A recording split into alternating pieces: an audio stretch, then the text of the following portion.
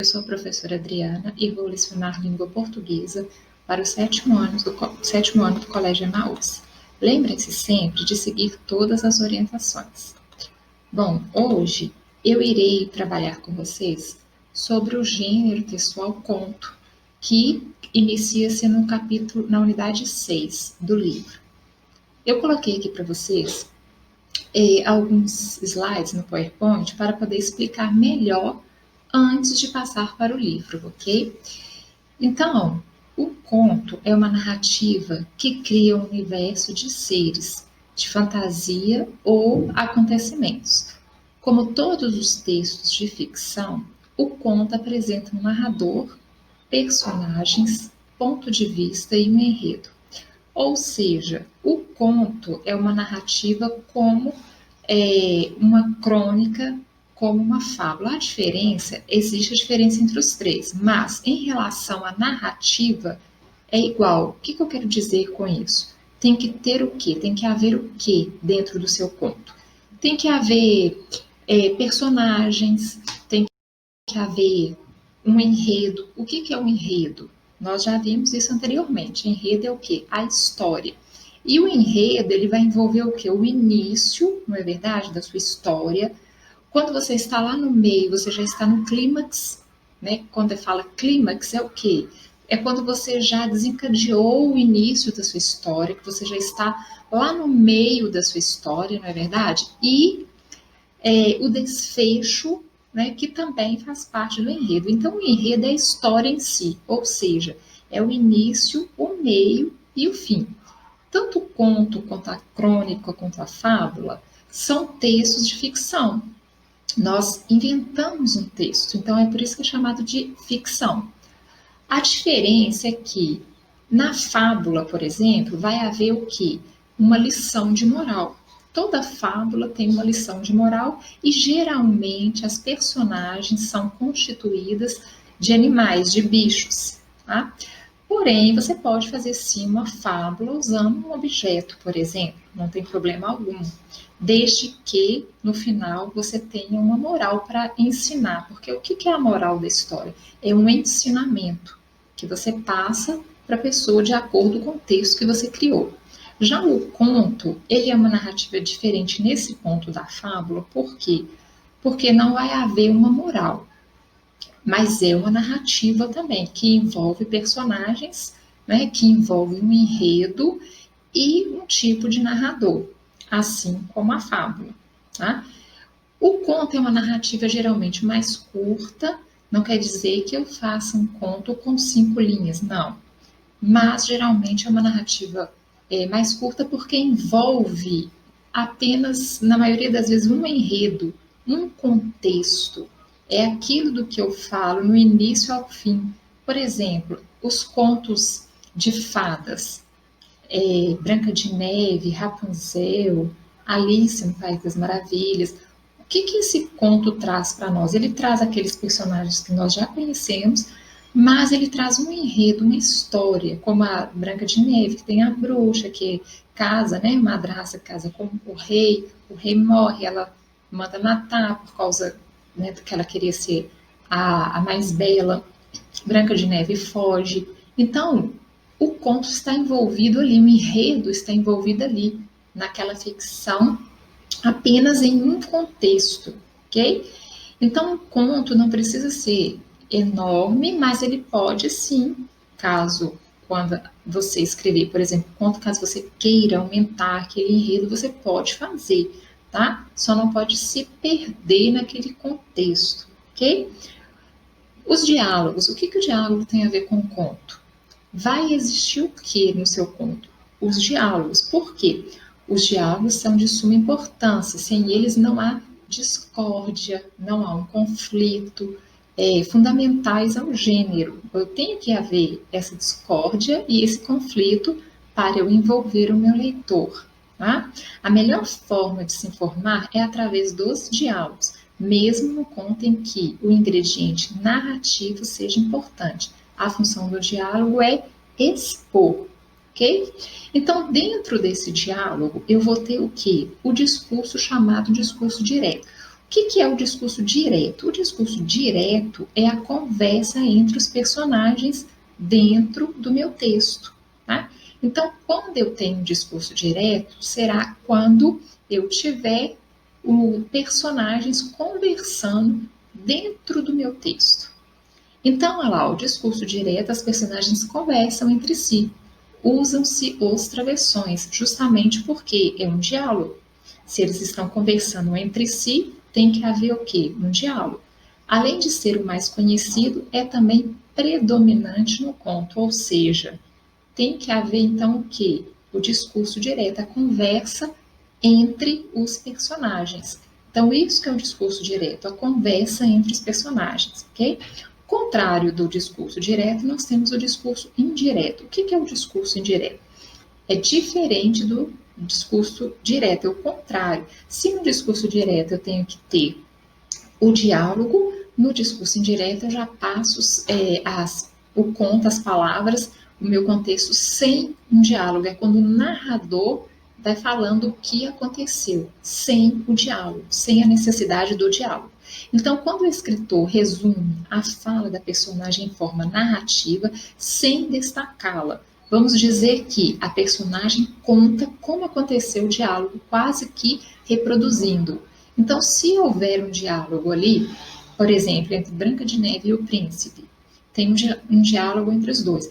Aí o autor, o narrador, não quer aquele discurso direto, ele quer passar aquilo ali para o discurso indireto. Como que ele faz? Ele faz isso contando o que aconteceu com as palavras dos personagens sem o diálogo, né? Então, por exemplo, Branca de Neve pergunta ao príncipe: como você me encontrou? Aí o príncipe fala: segui as pistas. Aí ela fala: ah, que ótimo. Então, como que eu faria isso no discurso indireto? Aí o narrador, o autor, o escritor, o narrador colocaria: então, Branca de Neve, ao encontrar o príncipe, pergunta como ele a encontrou naquele lugar. Tá vendo? Então, quer dizer, não vai haver aquele diálogo, tá? Então, esse é o discurso indireto. E existe também o indireto livre. O que é isso? O discurso indireto livre é a fusão entre o autor e o personagem. Primeira e terceira pessoa na narrativa, ou seja, o narrador narra, mas no meio da narrativa surgem o quê? Diálogos indiretos da personagem como que complementando o que disse o narrador, ok? Então é uma fusão, é uma mistura dos dois, o discurso indireto livre, ok? Eu também tenho no conto os focos narrativos. O que são os focos narrativos? Eu tenho a primeira pessoa, que é a personagem principal que conta a sua história. Então, este narrador limita-se ao saber de si próprio, fala de sua própria vivência. Esta é uma narrativa típica do romance epistolar do século XVIII. Então, a primeira pessoa, quando ela narra a sua história, quando ela conta a história, ele limita-se, como foi falado ali, a saber de si próprio, né? Ele vai contando e falando, é como se nós chamássemos de narrador o quê? Personagem, né? Porque ele conta a história ao mesmo tempo que ele fala de si. Então, ele participa da história, tá? Então, se ele participa da história, é chamado de o quê? Narrador personagem, que ao mesmo tempo que ele conta, ele participa. A mesma coisa, por exemplo, se você for fazer um conto sobre uma viagem que você fez e gostou muito, né? Então, eu vou fazer o conto dessa viagem. Você vai iniciar, né, do ponto de partida, de quando começou, por que você foi para aquele lugar, como que isso tudo foi fluindo, né, a viagem, e você vai contando aquilo, você próprio vai narrando, você vai se colocando ali naquela história como um personagem. Então aí é chamado de narrador personagem. Ao contrário da terceira pessoa, o texto é narrado em terceira pessoa e neste caso podemos ter o narrador observador, ou seja, ele só observa, ele descreve, mas ele não participa da história, tá? Contrário do narrador da primeira pessoa, que participa da história. Então, aqui você já mudou. Você vai fazer um conto, por exemplo, mas você não vai participar daquele conto. Você vai inventar um personagem, criar um personagem e falar sobre aquele personagem. Você não vai participar da história. Aí nós temos um narrador observador, terceira pessoa. O narrador limita-se a descrever o que está acontecendo, falando do exterior, não nos colocando dentro da cabeça da personagem. Assim, não sabemos suas emoções, ideias, pensamentos. O narrador apenas descreve o que vê, no mais especula, ou seja, não participa da história, ok? E nós temos também um terceiro narrador aí. Então, nós temos um narrador personagem que participa da história, nós temos um narrador observador que não participa da história, o narrador personagem, primeira pessoa, eu, porque eu estou contando, relatando, estou participando ao mesmo tempo. Então, eu tenho o narrador observador, terceira pessoa, por quê? Porque eu não participo da história, eu conto a história, ok? E eu tenho também um narrador onisciente, desculpa. Ele conta a história, igual você está falando, ele conta a história, o narrador tudo sabe sobre a vida das personagens, sobre os seus destinos, ideias, pensamentos, como se narrasse de dentro da cabeça delas. Contrário do observador, ele fala, ele narra, mas ele não conhece os pensamentos. Quando ele conhece o pensamento, no caso do narrador onisciente, o que ele faz? Ele fala até dos pensamentos dessa personagem. Ele sabe, ele conhece até quando o personagem está pensando. Ele sabe o que o personagem está pensando, ok?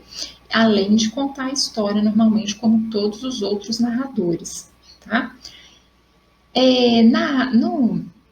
Dentro aí da língua portuguesa, dentro dos conhecidos escritores, né, do conto que nós temos alguns destaques, como o Machado de Assis, que foi, né, um excelente escritor e fazia e fez muitos contos, tá?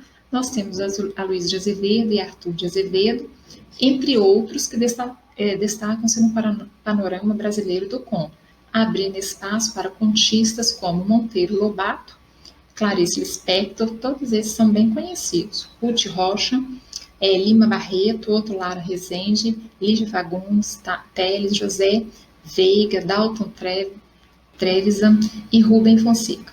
Esses aí são os contistas brasileiros que se destacaram em relação a esse gênero textual.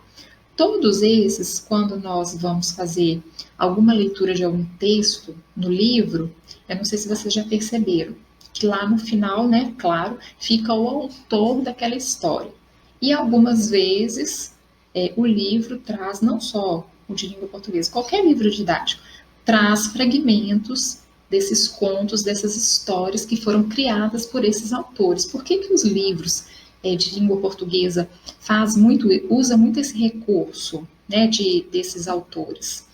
Porque são autores que se destacaram, assim como os poetas que nós vimos lá no livro Carlos Drummond. Porque sempre vai vir, na maioria das vezes, autores conhecidos, mesmo que você não goste, mesmo que você não tenha lido, sempre vem autores que fizeram época, né, que escreveram muito bem, que soube retratar, igual Monteiro Lobato, soube retratar o que estava acontecendo no Brasil numa linguagem transparente, uma linguagem mais fácil de ser esclarecida. Tá? Então, antes de passar as atividades, vamos passar para o livro. Foi o que eu falei com vocês. Ó, a unidade 6, a qual nós vamos introduzir, ela vem com histórias para estimular a imaginação. Essas histórias para estimular a imaginação, eu acho até bacana que Alice no País das Maravilhas é um conto que eu acho que a maioria das pessoas gosta, né? Eu acho que não tem como não gostar. E nós temos também o conto maravilhoso que vai falar na primeira leitura, que é o texto Como os Campos, Marina Colasanti, tá? Então, o que vem trazendo aqui a unidade 6? Na unidade 4, você observou as escolhas, os recursos de linguagem empregados em poemas para produzir efeitos sonoros e de sentido, como as rimas e a linguagem figurada. Agora, você vai ler um conto maravilhoso, um gênero literário, em que alguns desses recursos também são utilizados para estimular a imaginação e os sentidos. Então, ou seja, aquelas figuras de linguagem, vocês vão usá-las aqui também, né? Vai ser usada quando você for produzir, você pode usá-las, ok? No conto maravilhoso, algumas escolhas são feitas para produzir o efeito de fantasia, de sonho, de magia. Aí está falando, conheça a história de um sábio e dos jovens que o acompanhavam. O que um sábio ensinaria aos jovens? O que de maravilhoso poderia acontecer nessa história? Então, vocês vão ter que ler o texto para descobrir. E ele traz para nós esse conto, como eu já falei, como os campos, ok? Então, esse eu vou deixar que vocês leiam, tá bom? E sempre que vocês estiverem lendo um texto, lembrem-se que ao lado eu tenho as palavras desconhecidas. Mesmo assim, se houver mais palavras que vocês não conheçam, procurem no dicionário. Eu acho que é muito importante para vocês entenderem o texto.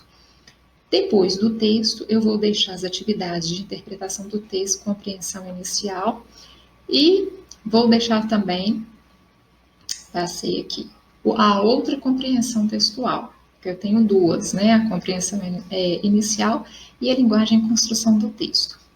Bom, essas eu vou deixar para vocês fazerem como atividade. Já na próxima página, eu tenho falando dos elementos e estrutura da narrativa, né? Que foi o que eu falei lá no slide do PowerPoint, que eu falei do narrador-personagem, narrador observador e o narrador intruso, que é o mesmo que, digamos, onisciente, que foi o que eu falei com vocês, tá? Então, aqui, ó, narrador, primeira pessoa, é o narrador personagem, narrador observador neutro, né, que não participa, terceira pessoa, que é o narrador observador e o narrador intruso. Essa parte aqui, eu não vou deixar de atividade agora, porque eu já vou deixar duas interpretações de texto, mas eu gostaria que vocês, mesmo, não precisa fazer essa página 188, mas eu gostaria que vocês apenas dessem uma lida nesse quadro aqui, ok? Porque já foi o que eu expliquei anteriormente, tá? Então, eu vou deixar apenas essas duas páginas de atividades, que é a interpretação do texto. Então, na página 185 tem duas questões, mas eu quero que vocês apenas leiam, assim como na página 184, sobre esse gênero, ok? Bom, eu acredito que deu para entender um pouco sobre conto. Espero que sim, tá, turma? Antes de fazer a interpretação, leia o texto e se vocês tiverem alguma dúvida a respeito do que foi falado sobre o conto, o que é o conto, principalmente o discurso direto e indireto, deem novamente uma lida nos slides, assistam novamente a aula para vocês entenderem melhor, ok? Então, eu vou deixar os exercícios das páginas 185, 186 e 187. Lembrem-se que a 185 é só leitura, a 186 tem uma parte de leitura e uma parte de interpretação de texto. Faça a interpretação com cuidado e atenção. A palavra que você não souber, mesmo que não esteja no livro, pesquise, olhe no dicionário para você entender o contexto. Não adianta ler um texto, fazer de qualquer forma, de qualquer maneira, e sem entender o que ele está passando para vocês, ok? Não deixem de fazer as atividades e na próxima videoaula eu vou fazer a correção. E lembrem-se, juntos no caminho certo.